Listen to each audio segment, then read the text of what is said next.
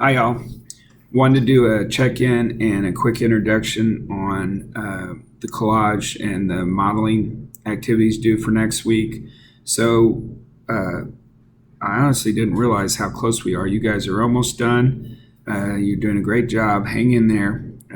We've feels like we've gone a long ways over this semester, but you're in the last 2 weeks. So next week you will do the two exercises, the data visualization, and then the model, the story of the Coyote model.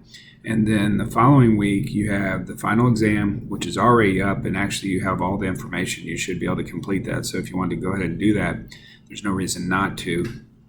And then the final exam, which is basically, I'll post it in the next week or so, but it's just you going and checking, make sure your grades are right, and then telling me that it's good, so that on Friday, July 31st, grades are final. That's it. You turn in your last grades, you turn in your last assignments, everything's done. And after that, there's no negotiation on grades. So make sure in the next 2 weeks you feel good about where we are as far as assignments that you've turned in, grades that you received, and make sure that I've captured everything. I make mistakes all the time. I need y'all's help to make sure that I am doing it right and that I'm capturing your work and getting the grade that you deserve. So that's part of the final exams, that you check that and let me know to make sure that I have it right, because once the class closes, it's done. Grades are posted and that's it. So now is the time to have these conversations. So briefly on the exercise for next week, you have two aspects to this. The first thing is that it's the visualization of data. And basically, you're going to do a personal logo, you're going to do a self-model, and you're going to graph your life. And I just posted the directions on those, so those assignments now are current. But just to briefly summarize what I put in the directions is, so the personal logo, just create a logo that would represent you. And logos are things that companies use, graphic designers use to represent a product, a service, a company. And it actually captures the look and feel of the company. It can even capture the brand or the culture of a company. In short, by a symbol, one image, it represents something bigger, and that's a logo. So think of something that represents you as a person, how you would like people to think of you, or how they would perceive you, or the feel of what it would feel like, the tone for who you are.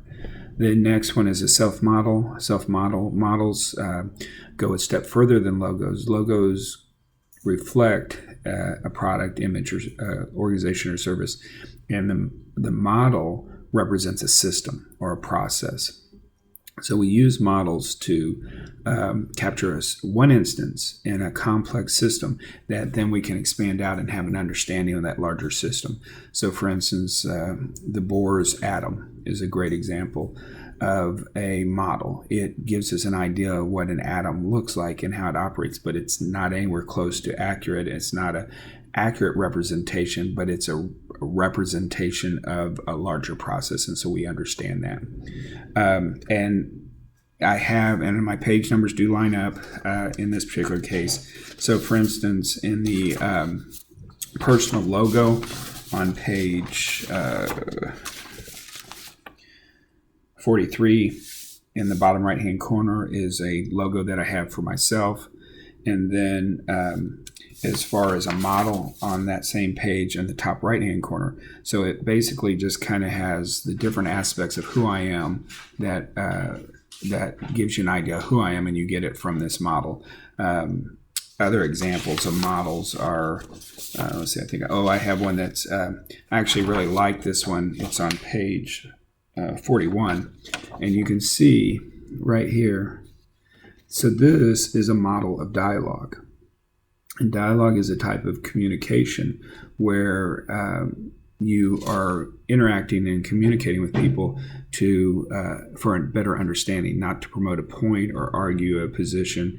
It's for better understanding. And so in this is what I do is I have 6 participants, They're all contributing to the center, but from the center, information comes out. And then these dots around here represent different biases that influences the information that goes in. So this would be an example of a model of that process, so that if someone is referencing it, then you have this simplified symbolic imaging so you understand a larger, more complex system. So that's a model. And then the final thing that you're doing is the graph your life. And that's where data, charts, and graphs are used to help us process and understand data, quantifiable data. So for instance, you have the bar graph here, or representation here, or they've taken numbers and they put it on a 2x2 chart. So these are examples where taking quantifiable data, then organizing it. The pie chart's a good example. So you might take 100% of someone's life, and then how much is school, and how much is leisure, and how much is eating, and so you break it down so you get a basic understanding. And that's page 42, the last page I showed you. So that's graph your life. So those are three images that you'll create and submit for the first assignment. The second assignment is model a story. So model a story is going to be a little more difficult actually than the first one. And it's still data visualization, but what you're doing is you're taking concepts and you're expressing them so that you have a better understanding and a more efficient, quick understanding of the story. And I really like this exercise because it is so difficult. It's easy when we think, how do we quantify data and represent it? So you have charts and graphs and all these different tools that are used. Excel is built to take data and represent it as graphs. So it does that in the back end for you. You can produce all these charts and graphs and pie charts and all that kind of stuff.